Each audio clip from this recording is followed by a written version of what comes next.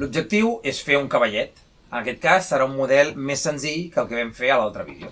I d'aquesta manera ja haurem utilitzat gairebé tot el material que vam extreure del palet.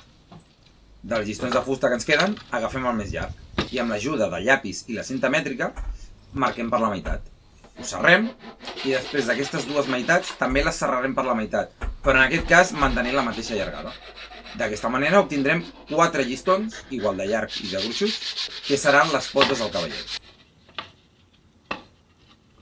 Algunes potes tenen esquerdes als extrems. Les reforçarem clavant-hi unes puntes. En aquest cas, les puntes seran comprades, donat que les que vam extreure del palet ja s'han acabat. Dels 3 llistons iguals que ens queden de fusta, n'agafem un i el serrem per la meitat. Agafem una d'aquestes dues meitats i la tornem a serrar per la meitat. I d'aquestes altres dues meitats les tornem a serrar per la meitat. De tal manera que obtindrem 4 peces de les mateixes dimensions. Perquè el cavallet sigui estable, les potes han d'estar inclinades. I aquí entra en acció la funció de les peces que hem fet. Que li serrarem un tros, les polirem amb la llima i el paper de vidre i finalment les clavarem a les potes.